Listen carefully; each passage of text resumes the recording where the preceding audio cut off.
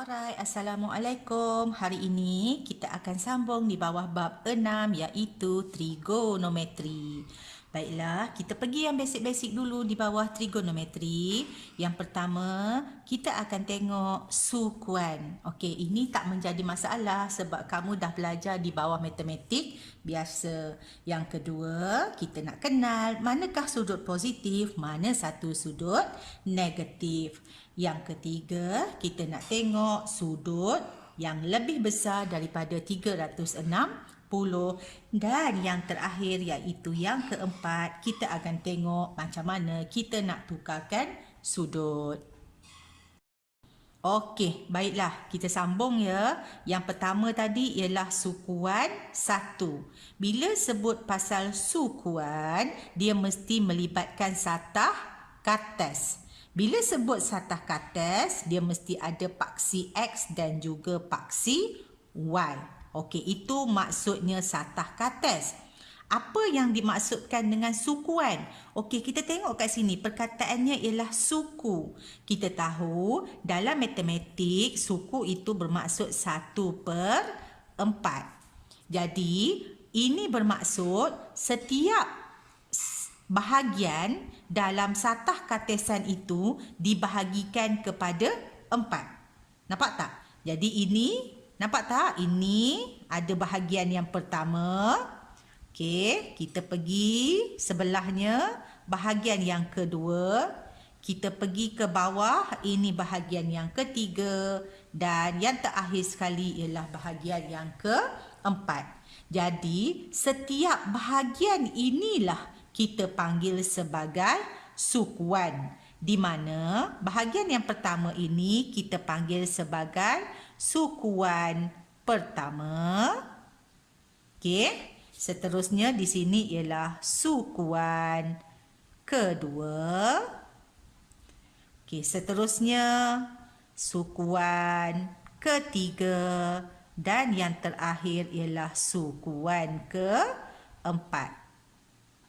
Begitu.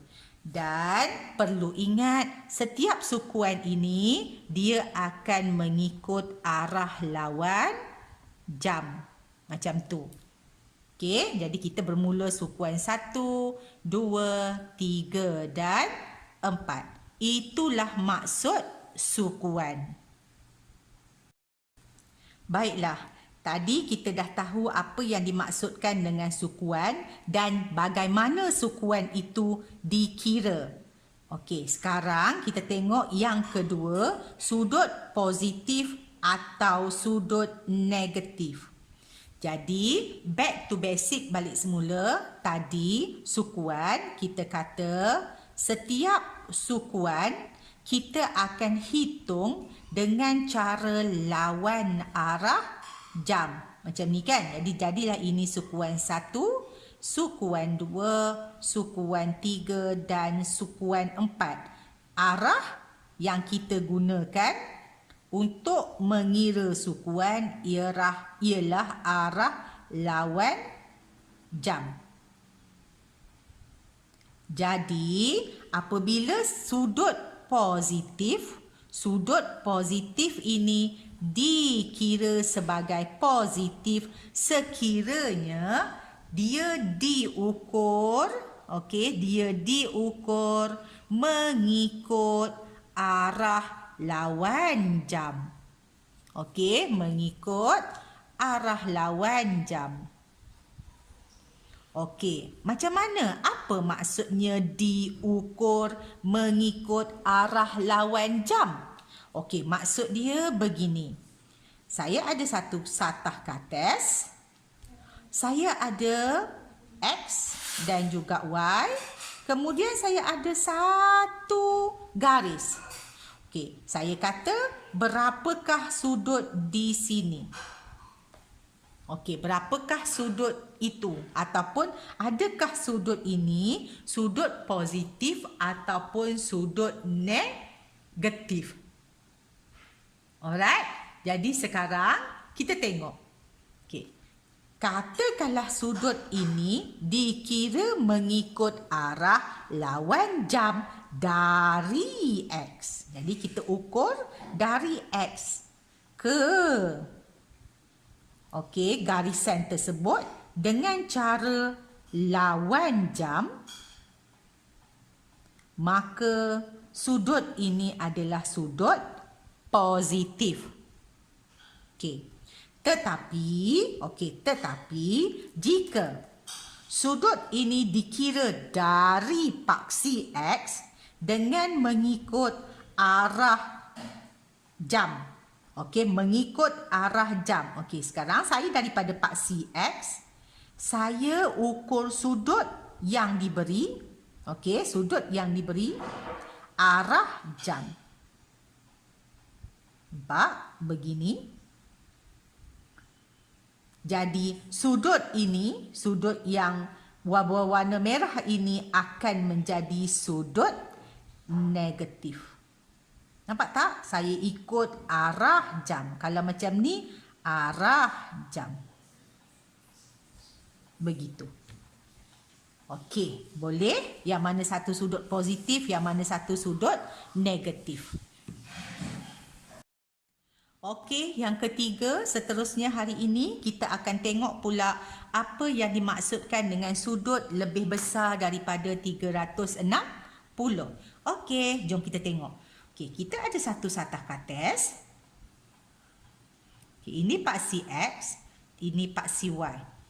Okey, kalau kita kira sudut daripada paksi X, pusing, balik semula sampai paksi X, nilai sudut yang kita dapat di sini paling besar ialah 360. Ini yang kita dah tahu dulu. Sebab kita tahu satu bulatan ialah 360. Okey, macam mana kalau saya kata, saya nak sambung lah. Saya tak nak berhenti sampai sini. Saya dah sampai sini, lepas tu saya nak pusing lagi sekali macam tu. Jadi, berapakah sudut ini? Semua ini. Itu yang maksud dia sudut lebih besar daripada 360. Okey, jadi pertama, bila kita nak baca sesuatu sudut, kita mesti tahu di mana sudutnya. Okey, jadi kalau sampai kat sini, okey, nampak tak? Tadi ini satu pusingan 360. Sekarang tambah lagi satu, dia akan jadi 360 tambah berapa? Sini, sebanyak sini mestilah 90. Kan? Sebab ini tadi kan bercerita pasal sukuan. Satu sukuan ni mestilah 90. Okey, boleh? Okey. Katakan sekarang saya ada satu sudut. Okey, contoh. Saya nak sudut saya ialah 375 darjah. Okey, macam mana kita nak lukiskan 375 darjah? Macam mana? Di mana kedudukan 375 darjah? Jadi macam mana kita nak lukis? Okey, sekarang step yang pertama, sudut ini lebih besar daripada 360. Jadi, ambil sudut ini yang besar, 375, tolakkan dengan sudut yang paling besar kita boleh dapat sepatutnya, 360. Jadi, kita dapatlah 15 darjah. Jadi, 15 darjah akan duduk di sukuan pertama. Boleh? Jadi, sekarang kita tanda dulu. Begitu. Okey. Ini kita punya 15 darjah yang kita dapat. Tapi sebenarnya asalnya ialah 360. Jadi dia akan jadi 1, 2. Begitu. Jadi daripada sini pusing sampai sini 360, kena tambah lagi 15 darjah. Okey, ini contoh yang pertama. Bila lebih besar daripada 360. Okey, baiklah. Kita akan pergi kepada contoh yang kedua. Katakan saya ada sudut. Okey, sudut saya ialah 570 darjah. Okey, jadi sekarang soalan kata tentukan kedudukan 570 darjah ni di mana? Boleh? Okey, sekarang apa step yang pertama? Tengok dulu. Sudut ini lebih besar daripada 360. Jadi, kita akan buat step yang pertama. Sudut yang lebih besar akan ditolakkan dengan 360. Itu step yang pertama. Step yang kedua, sebab soalan kata tentukan kedudukan, jadi kita akan start sketch. Boleh? Jadi, dapatkan dulu ni 570. Okey, tolak dengan 360. Kita akan dapat sudutnya 210 darjah. Okey, sekarang kita tandakan 210 darjah itu di mana?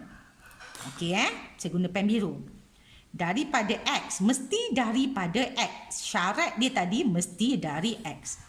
Sampai sini 90. Sampai sini 180. Kita nak 210. Okey, 180 tambah berapa lagi baru dapat 210. Kan?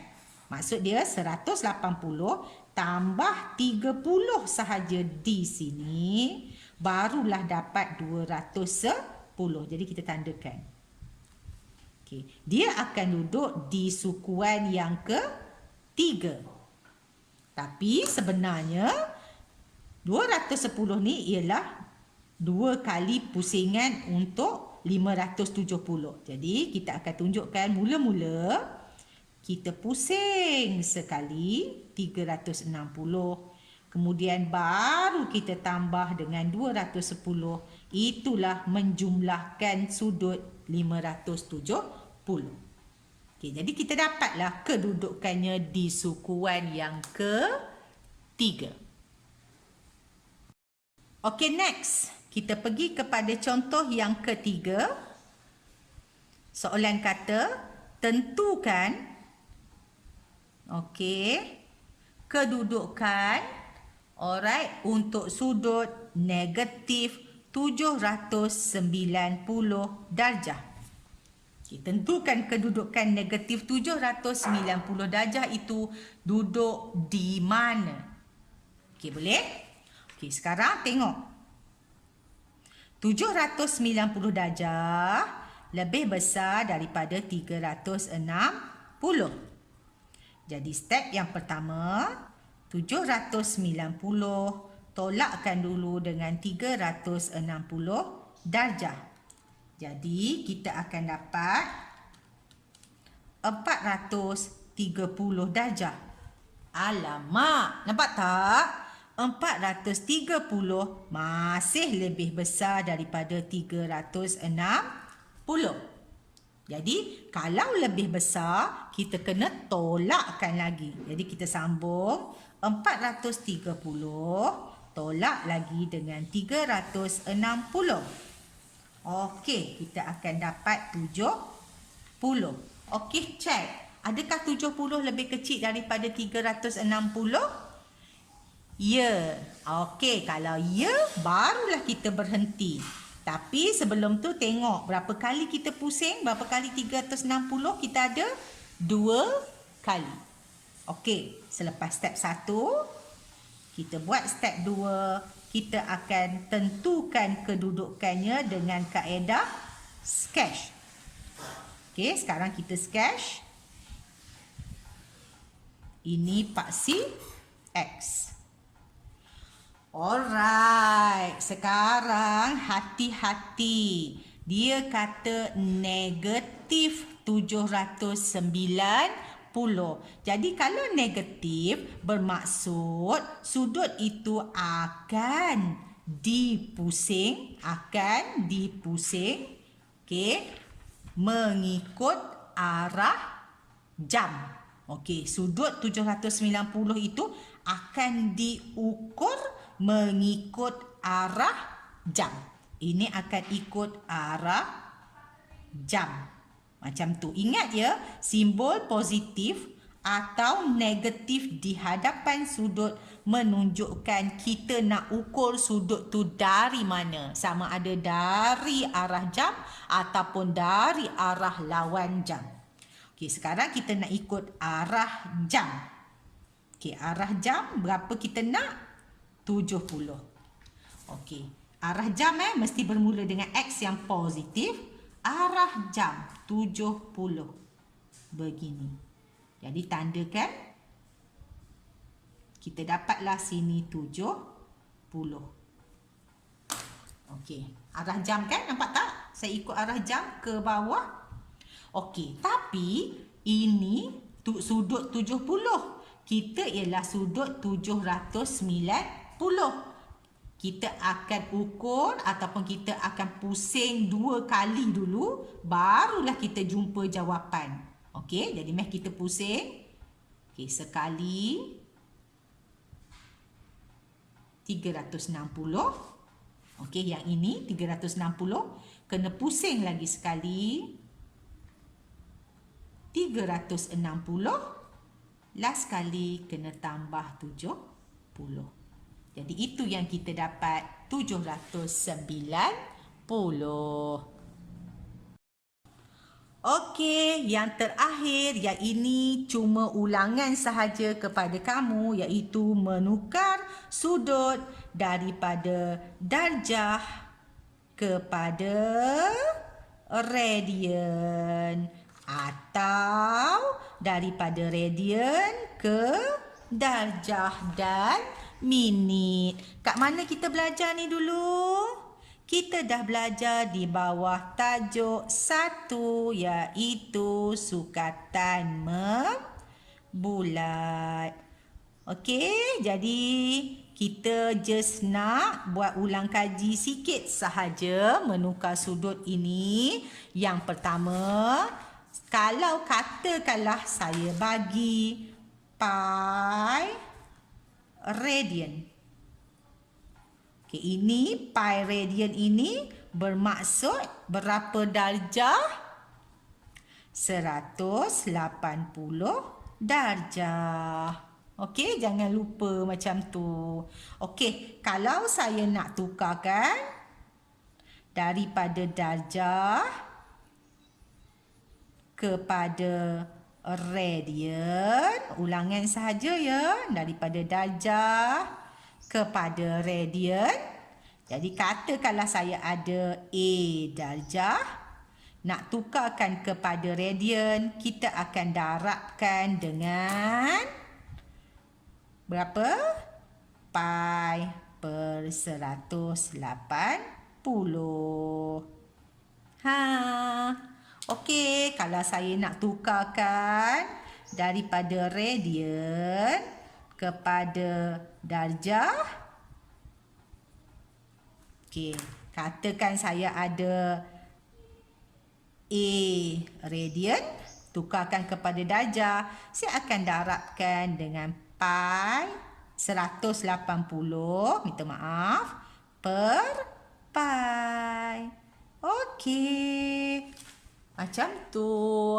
Ataupun paling cepat guna kalkulator. Kan?